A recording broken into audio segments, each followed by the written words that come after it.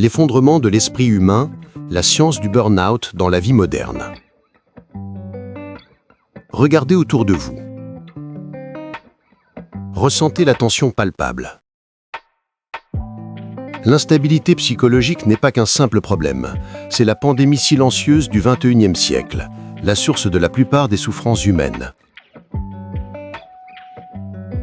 Ne vous y trompez pas, la société moderne ne se contente pas de nous mettre à l'épreuve, elle nous détruit de l'intérieur. Nous vivons une période d'effondrement.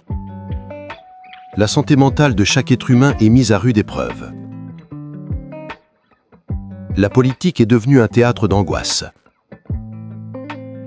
La finance est un véritable champ de mine d'incertitude. Chômage, faim sont autant de fléaux qui ébranlent les fondements de notre sécurité. Je ne suis là pour vous consoler. Je suis là pour vous montrer la dure réalité, prouvée scientifiquement, et vous indiquer le chemin du retour. L'agression extérieure, politique, finance et survie. Le stress n'est pas une faiblesse de caractère, c'est une réponse biologique à des menaces bien réelles. Et ces menaces sont criantes. L'effet domino des problèmes financiers. Des recherches récentes, comme celle menée par Serasa au Brésil, révèlent que les problèmes de santé mentale perturbent les finances d'au moins 35% des familles. C'est un cercle vicieux mortel. Les soucis financiers engendrent de l'anxiété, une baisse de l'estime de soi et une diminution de la qualité du sommeil. 7 Brésiliens sur 10 estiment que le manque d'argent affecte directement leur santé émotionnelle. Le stress financier conduit à une prise de décision moins efficace, à un endettement accru et à des risques de défaut de paiement. C'est une spirale de souffrance qui pèse sur le cerveau. Chômage et faim, une déshumanisation systémique. Le chômage est bien plus qu'une simple absence de salaire. Des études montrent qu'il entraîne une perte d'identité professionnelle, une chute drastique de l'estime de soi et un dangereux sentiment d'isolement social. La durée du chômage est directement liée à un risque accru de développer une dépression et de l'anxiété. Dans les milieux très pauvres, l'insécurité alimentaire, la peur de la faim, est étroitement associée à des symptômes de dépression, d'anxiété et de stress d'intensité clinique. La précarité détruit la santé mentale, compromettant même le développement cognitif et émotionnel des enfants dont les parents perdent leur emploi. Le verdict de la science est sans appel. Notre contexte social nous rend malades. Mais ce ne sont pas seulement les crises majeures qui nous accablent. La vie moderne a engendré de nouveaux courants, invisibles et insidieux.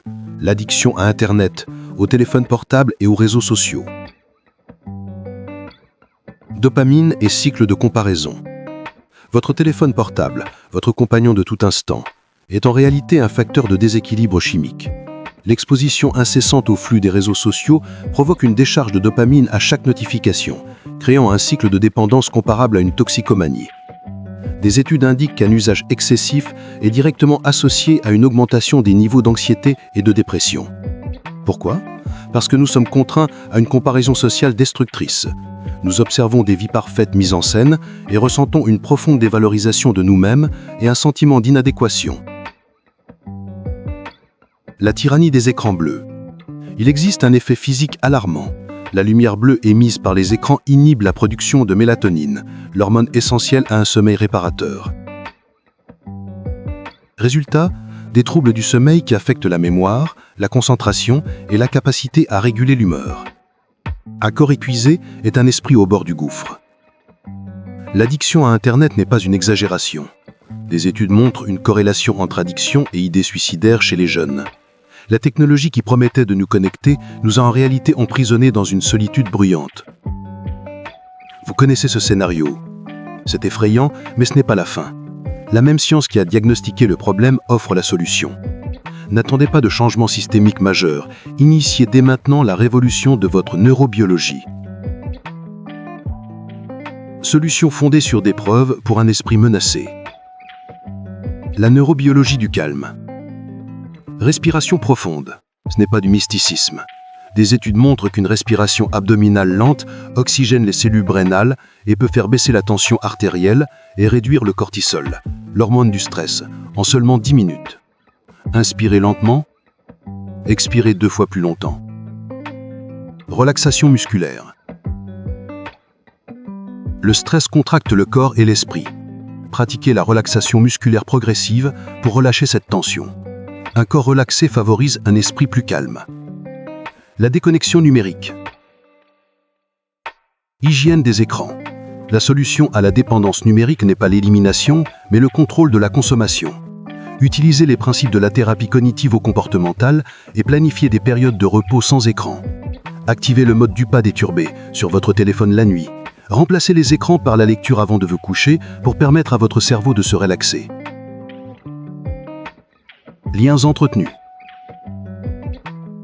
Nos relations les plus importantes ne se limitent pas aux superficialités des réseaux sociaux. Privilégiez les contacts directs.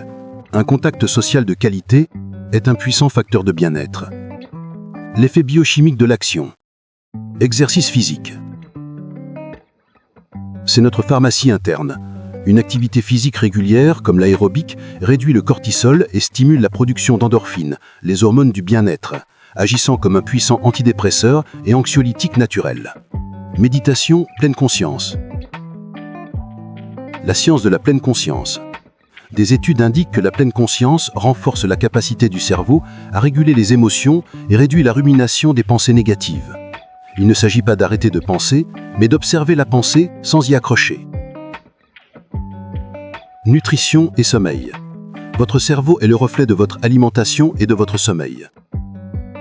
Une alimentation riche en oméga 3, saumon, graines, est neuroprotectrice. Privilégiez le sommeil. C'est le processus biologique essentiel à la réparation mentale de votre corps. Dernier appel. La vie moderne vous épuise, mais vous n'êtes pas un passager passif. Vous avez le pouvoir d'appliquer les principes de récupération, de protéger votre esprit et de rétablir votre équilibre dès maintenant. Commencez aujourd'hui.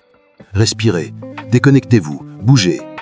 Reprenez le contrôle de votre chimie cérébrale. Le monde continuera de tourner, mais votre capacité à y faire face devrait être votre priorité absolue.